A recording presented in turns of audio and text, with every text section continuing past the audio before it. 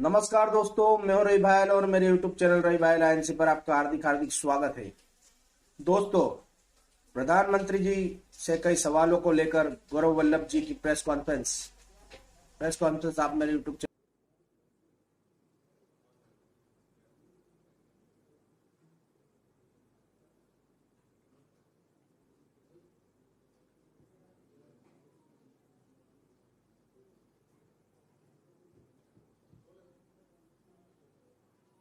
आदरणीय साथियों, आप सभी को मेरा सादर नमस्कार और सावन के पवित्र माह के पहले सोमवार की हार्दिक शुभकामनाएं। साथियों, आपको मैं एक क्रोनोलॉजी ऑफ इवेंट अगले 2 मिनट में दूंगा और उस क्रोनोलॉजी को आप देखेंगे तो सारे इवेंट एक दूसरे पर निर्भर होते जा रहे हैं। पहला इवेंट होता है प्रधानमंत्री जी का अपने 8-9 साल के कार्यकाल में चीन की 5 ट्रिप्स और चीन के राष्ट्रपति शी जिनपिंग के साथ 18 औपचारिक अनौपचारिक, because sometimes they say that these are without agenda meetings, sometimes with agenda meetings. तो पहला इवेंट होता है 5 चीन की ट्रिप्स और 18 शी जिनपिंग के साथ मीटिंग्स। दूसरा, भारत माँ के वीर सपूत 20 वीर सपूत भारत माँ के लिए वीर गति को प्राप्त हो जाते हैं। तीसरा, चाइनीज कंपनीज पीएम केयर में चंदा देती हुई मिलती है, और छोटा मोटा चंदा नहीं, बड़ा चंदा।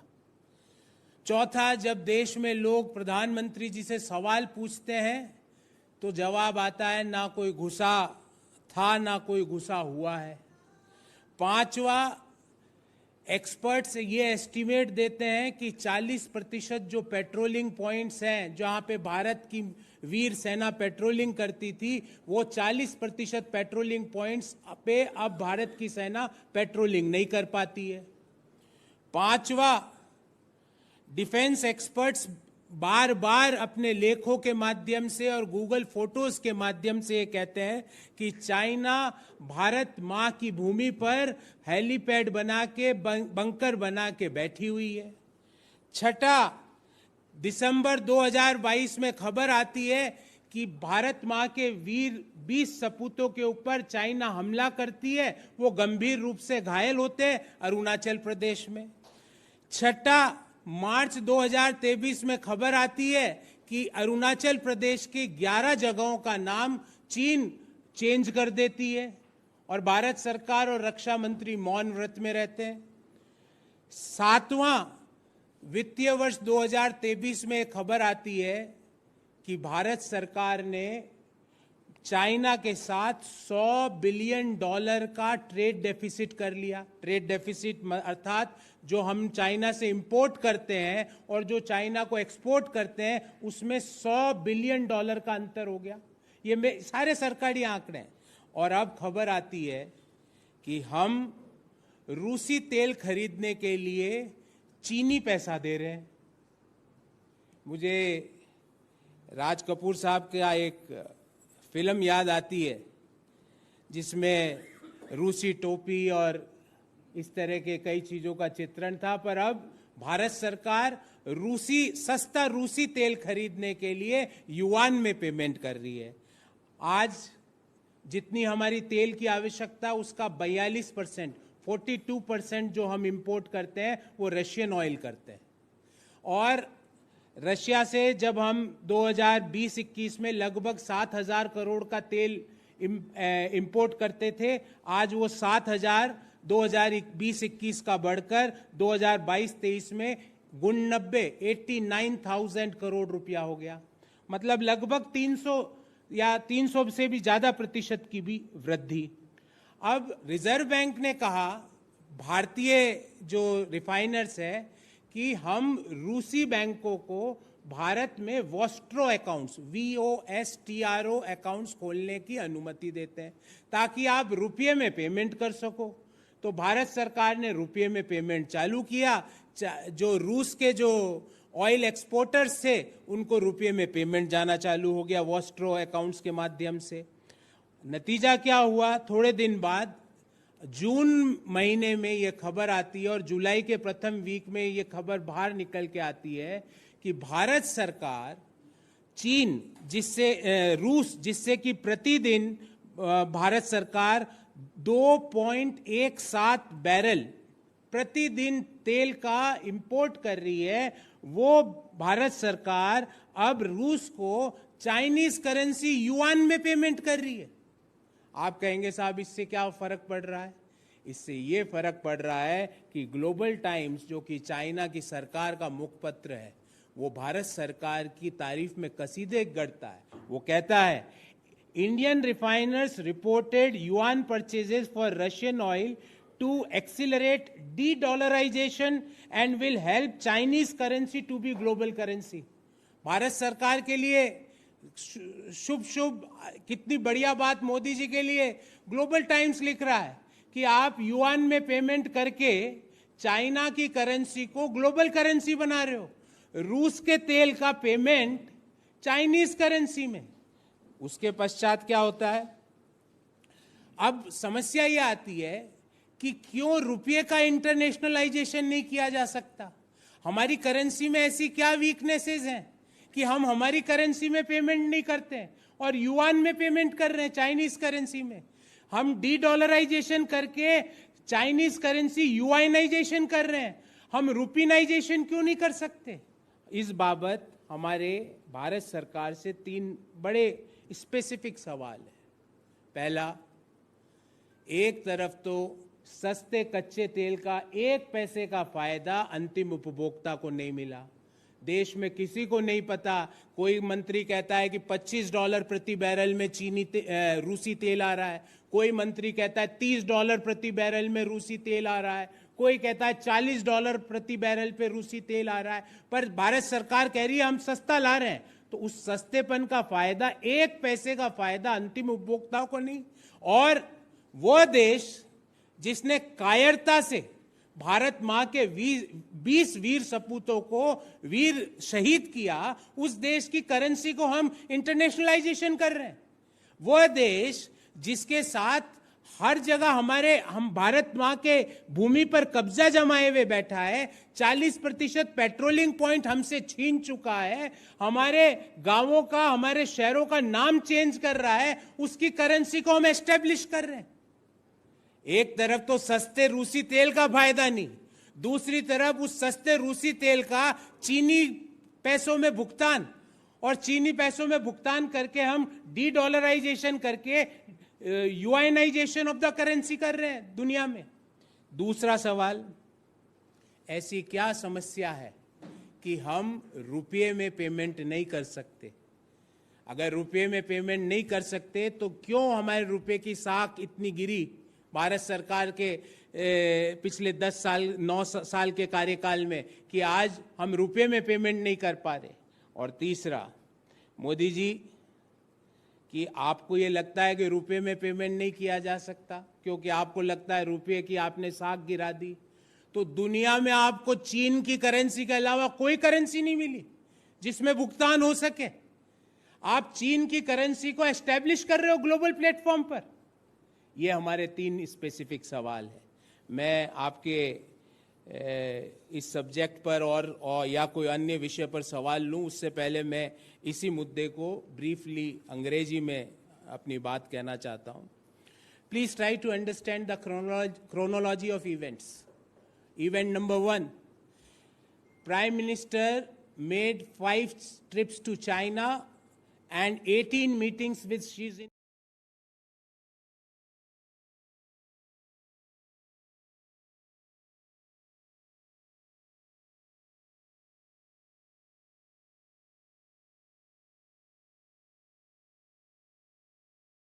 Donation or subscription, I don't know what I should call, in PM CARE funds. 4th, Prime Minister Narendra Modi ji gives clean chit to China by saying, ना कोई घुसा था, ना कोई घुसा हुआ है. Fifth, as per the reports, India, we had lost patrolling rights of 40% of patrolling points on the Indo-China border. Sixth, as per defense experts, China is sitting on our motherland. And this is not one person. Many defense experts, ex-army generals, in their various articles in various newspapers, Google photos are saying that China is having permanent bunkers, helipads on our side of LAC. Seventh, in December 2022, more than 20 soldiers were injured in a clash with Chinese troops in Arunachal Pradesh. Seventh, in March 2023, China suo moto changed the names of 11 villages and towns of our country, and we were mum, we were silent. Eighth, as per the data published by Government of India for financial year 2023, the trade deficit with China had reached to the historical high of $100 billion. And last, now we are buying the Russian crude and paying in Chinese currency. All these events are interlinked to each other. You can see. We are asking Prime Minister and the oil minister. I don't know who is the oil minister. You might also not be knowing, because nobody knows, because he is always silent. Why he is making the payment, why Indian refiners are making payment in yuan to the Russian crude. Why we are trying to internationalize the Chinese currency. Why we can't make the same payment in the Indian rupee. Why? Before moving ahead, right now, 42% of our crude import is from Russia. And if you want to know in the rupee terms, in FY 2021, we used to import Russian oil to the tune of rupees 7,000 crore, and right now for the FY 2023, it is 89,000 crore. Currently, we are importing 2.17 barrels per day of Russian oil. Last year, Reserve Bank allowed to open Vostro accounts to Indian and Russian banks so that we can settle our payments in rupee. But in June, Indian refiners had settled the payment to the Russian crude providers in Chinese currency, that is yuan. We want to ask the government and Modi ji three very specific questions. On one side, you are claiming that we are getting a cheaper Russian crude. Why the benefit of that is not transferred, even a 1 paisa of benefit is not transferred to the final consumer. And on the other side, you are helping China to internationalize its currency. You are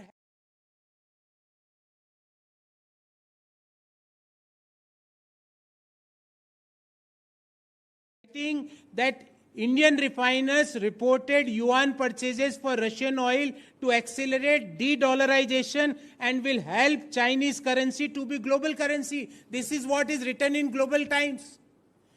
Our second question, that why can't we settle payment in Indian rupee?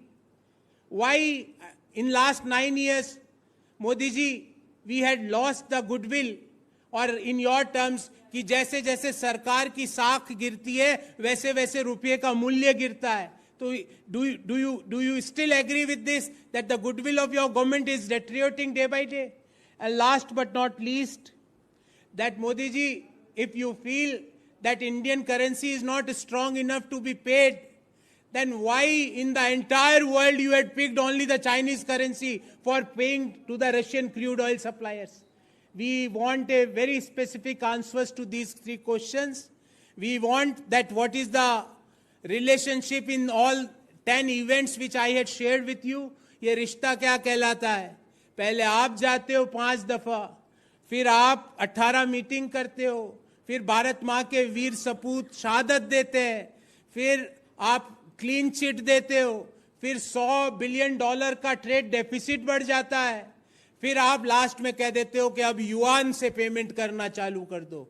ये रिश्ता क्या कहलाता है प्रधानमंत्री जी? आपका चीन से ऐसा क्या प्रेम है कि आप भारत की मुद्रा को छोड़कर चीन की मुद्रा को इंटरनेशनलाइजेशन करने पर लगे हुए हैं?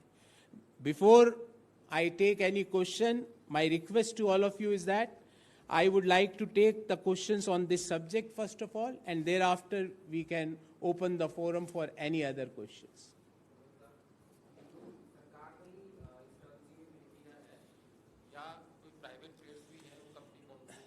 देखिए, 3 रिफाइनर्स है और जो खबर है, जो जिस खबर के मुताबिक मैं आपसे बात कर रहा हूँ, जो डाटा जिस खबर से मैं बात कर रहा हूँ, उन 3 में से वो तीनों रिफाइनर्स भारत सरकार की PSUs है। तो इसके अलावा कई सीमेंट कंपनियों ने जो दूसरे देशों से सीमेंट के लिए कोई इंफ्रास्ट्रक्चर या प्लांट मंगाया, उसमें युआन में पेमेंट हुआ है, वो निजी कंपनियां हैं। पता नहीं क्यों भारत की सरकार युआन को इंटरनेशनलाइजेशन करने का ध्येय लेके आगे बढ़ रही है। मुझे लगता है कि हमारी करेंसी रुपये में भी उतनी ताकत है कि हम हमारी करेंसी को इंटरनेशनलाइज करें वनस्पत दूसरी करेंसी।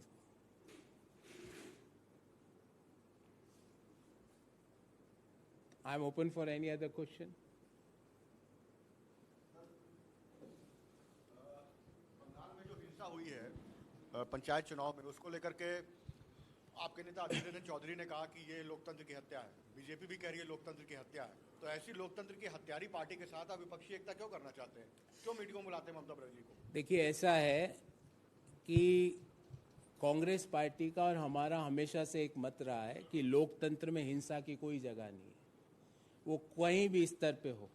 इसीलिए आपने देखा होगा, हम हमेशा ये कहते हैं कि हम नफरत के माहौल में मोहब्बत की जो हम दुकान लगाने के लिए आगे चल रहे हैं। तो जो भी सरकार, जो भी बंगाल की सरकार वहाँ पर है, जिस भी पार्टी की, अगर इस तरह के काम हो रहे हैं, अगर जिस तरह से हिंसा हो रही है, पर वो क्या दोषियों के साथ खड़े हैं या दोषियों के खिलाफ खड़े हैं? भारतीय जनता पार्टी के अगर कार्यकाल में ये हो जाता तो वो दोषियों के साथ खड़े हो जाते। आज ममता बनर्जी या उस सरकार ने ये नहीं कहा है कि हम दोषियों के साथ खड़े हैं, वो दोषियों के खिलाफ कड़ी से कड़ी कार्रवाई करने की बात कर रहे हैं। पर हम ये मानते हैं कि लोकतंत्र में हिंसा की कोई जगह नहीं।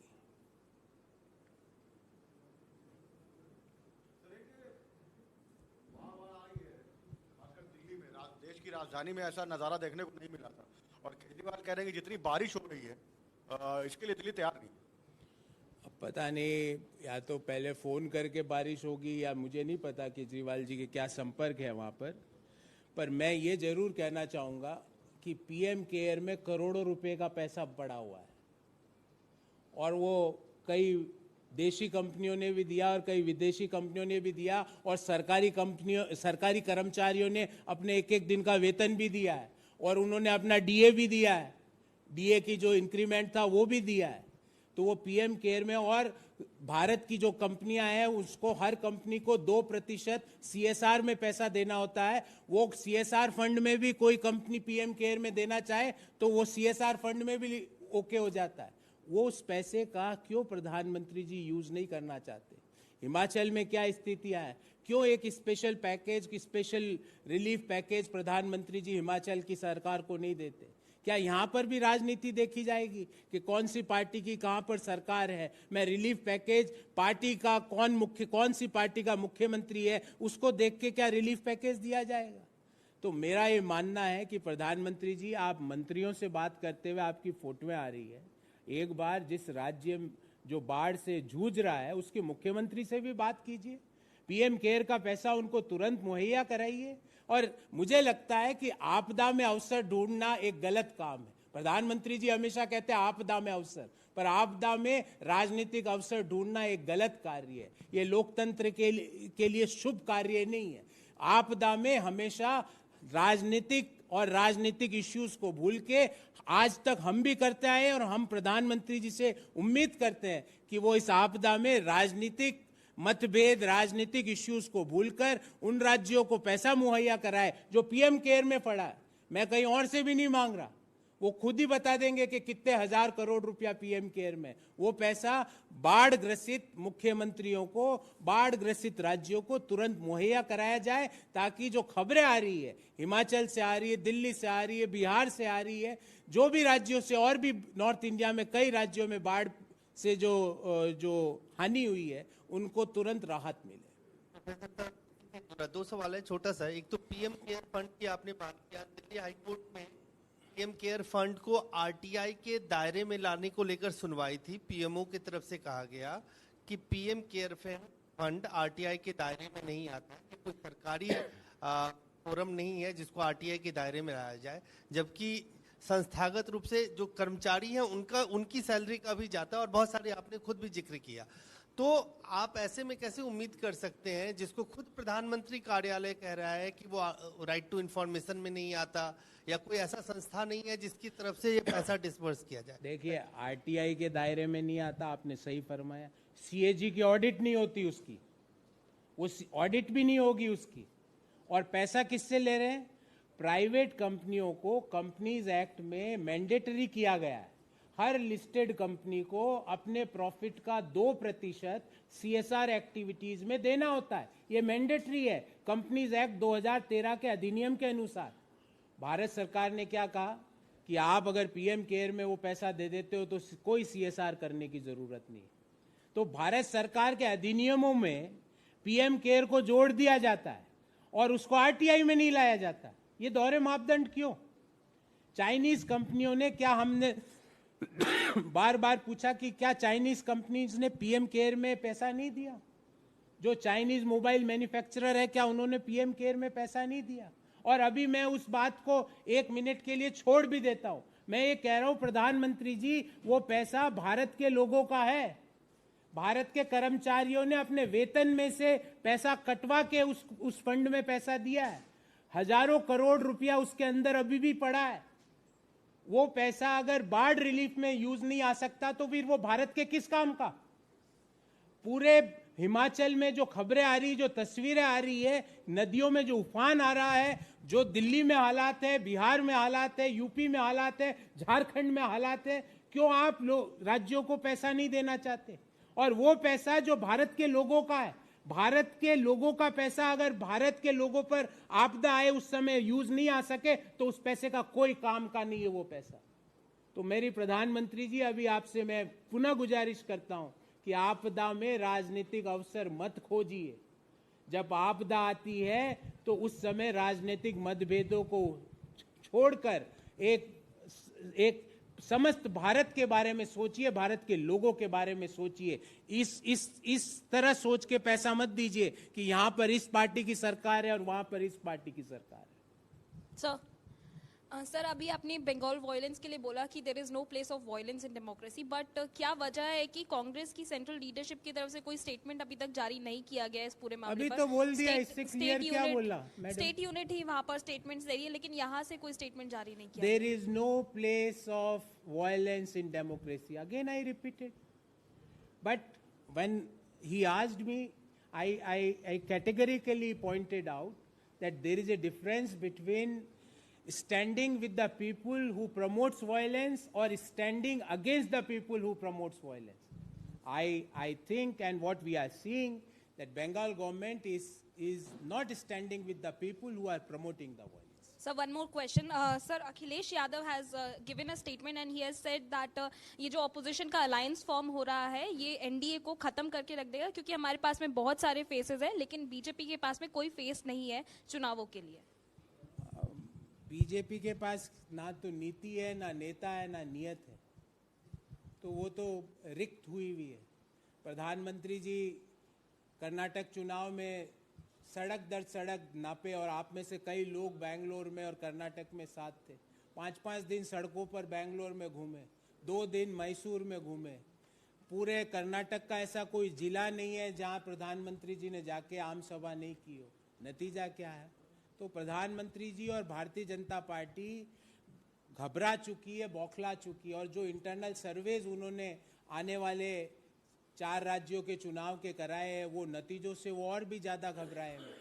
जिस तरह के इंटरनल सर्वे के रिजल्ट्स मध्य प्रदेश के उनके पास आ रहे हैं और घबरा रहे हैं। पर उनको मैं यही कहूँगा कि घबराहट में और बौखलाहट में आदमी और नीचे गिरता है। संयम से सोचिए, आप प्रधानमंत्री है, अभी प्रधानमंत्री पद के लिए आपके ऊपर दायित्व है, आपके पास 1 साल का समय, आप ये अब वापस चुनावों के कैंपेन में घूम रहे हैं। देश में बाढ़ आई हुई है, कल मैंने सुना प्रधानमंत्री जी बीकानेर थे। देश में बाढ़ आई हुई है, आज गृह मंत्री जी मेरे को पता चला कि बिना सूचना के भोपाल चले गए। तो ये उनकी प्राथमिकताएं बताती है कि उनकी प्रायोरिटी क्या है। उनकी एक ही प्रायोरिटी है, डाइवर्ट करो, डिवाइड करो, रूल करो। जबकि देश के लोग प्रधानमंत्री जी से ये अपेक्षा करते हैं कि वो पॉलिटिक्स ऑफ परफॉर्मेंस की बात करें। Sir, Gaurav sir, do we deduce that you are standing with the TMC in the face of violence in Madam, Bengal and against the Aam Aadmi Party? Madam, I had In mentioned why you are trying to interpret what I had not said. जो मैंने कहा नहीं वो आप क्यों समझना चाहते हो? मैंने तो ये कहा, सर, आप डिफेंड कर रहे थे ना, मैंने तो इसलिए। ये कहा कि हिंसा की लोकतंत्र में कोई जगह नहीं है। ये मैं बात बोल रहा हूँ, पुनः दोहरा दिया। फिर इन्होंने जो सवाल पूछा उसका मैंने जवाब दे दिया। दिल्ली की सरकार को भी बाढ़ राहत में पीएम केयर से पैसा मिलना चाहिए, मैंने तो ये कहा। तो आप इसमें क्यों ऐसा इंटरप्रिटेशन कर रहे हो जो मैंने कहा ही नहीं?